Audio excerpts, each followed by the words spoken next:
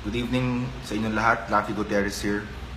Ang topic ko ngayong gabi yung kaputahan ng LTFRB dyan sa ginagawa na naman nilang pahirap para makakuha ng Uber at saka Grab. Una-una sa lahat, mga putangin na dyan sa LTFRB. Bakit hindi nyo masugpo hanggang ngayon lahat yung mga kolorum ng mga bus, ng mga FX, ng mga jeep? 'Di ba? Ang dami nyong pwedeng unahin na dapat pagbawalan na hindi mag-drive. 'Di ba? Bakit ngayon pinipuwersa nyo ang Uber at saka Grab at yung mga ibang pumapasok na ride sharing sa kanilang ginagawa, mga putang ina ninyo? 'Di ba? Anong klaseng pahirap 'yan? Nagagalit ako kasi gumagamit ako ng Uber at saka Grab. At sana kung merong viable option na sinasabi nyong dapat maging safe ang Grab at Uber, mga putang ina kayo dyan sa LTFRB. Mas safe ako pag nagra-ride ako ng Uber kaysa mga pangkaraniwang taxi. Kasi unang-una, convenient ng Uber. Hindi ko kailangan magpumila sa linya ng mga taxi dahil hihintayin ko lang po yung sasakyan ng Uber.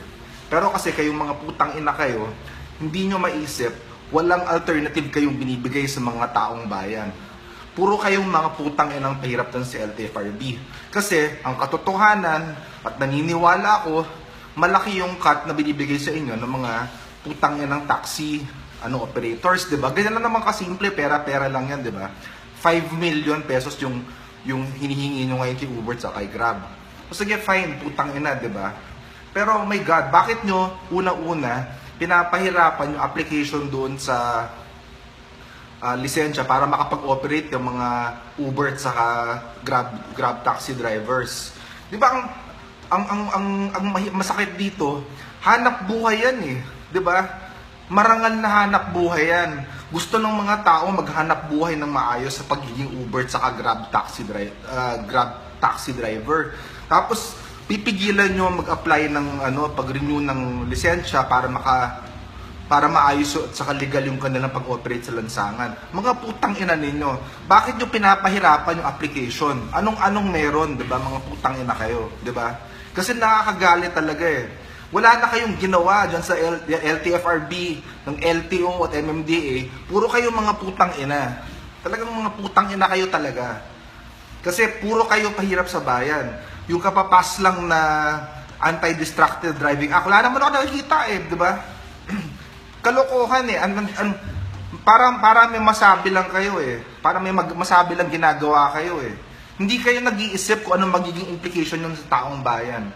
Nagano ka grabe yung kakulangan ng tamang saka adequate na mass transportation sa Philippines, kailangan nyo pang ipitin yung mga naiiwang solution para at least yung mga sobrang na-inconvenience dahil sobrang palpak ng mass transportation natin sa mga kaputahan ng mga putangin na kayo, 'di ba? Gagawin pa nyo itong bagong pahirap na naman na ito. Anong klase kayo? Mga putang inang demonyo kayo lahat dyan sa LTFRB. Mga demonyo kayong mga putang ina. 'Di ba? Kawawa yung mga Uber sa Grab saka yung mga umaasa sa kanila. Magbigay kayo ng alternate solution. Huwag yung bigla na lang magiging pahirap na naman makakuha ng Uber sa Grab. Kasi kayong mga putang inang politiko kayo yung sumakay ng public transportation, kayo yung mag-MRT, kayo yung mag-LRT, kayo yung mag-jeep, kayo mga putang ina kayo.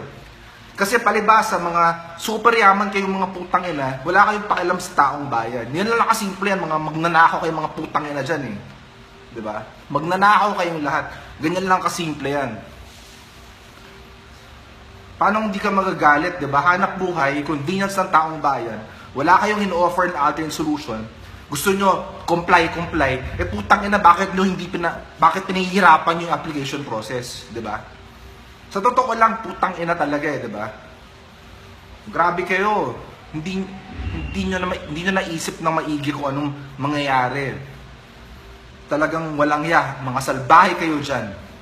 Palibasa, ang laki ng cut ninyo dyan sa mga siguro yung mga taxi na companies na naapektuhan ng Uber. So, mag-evolve sila, gumawa sila ng paraan. Kasi sakay ka sa mga taxi yan. Dapat yung mga sobrang luma na, hindi na yung pinapatakbo. Yung mga jeep, dapat i-phase out na yan. Yan ang mga inaatupag nyo. Hindi yung Fini-face out nyo bagong technology. App siya. Alam ba nyo yung app? Marunong kayong mag-spell ng app. APP. App. Kasi wala kayong mga utak. Utak nyo, putang ina sa ilalim ng putang ng mga yagba ninyo. Kung meron kayong yagba. Grabe. Papahirapan yung mga taong bayan, di na kayo. Kung meron nakikinig dyan sa Malacanang Com Group, Sir Martin Andanar, sana naman, di ba, turuan nyo ng leksyon yung mga putang ina dyan sa LTFRB. Isipin nyo, tayo na lang sa buong Pilipinas paatras. Paatras pa rin tayo. Yan na lang nga ang aasahan ng mga... Yan, tapos meron pang panukala na gagawin 2 araw ang number coding. Yan, putang ina yan, di ba? So, mag-isip-isip kayo ang konti dyan kasi mga napakaputang ina nyo talaga. My God, my God, my God. Yun po, Rafi Gutierrez, maraming salamat. Signing out. Please share this video if you think dapat may makarinig na to.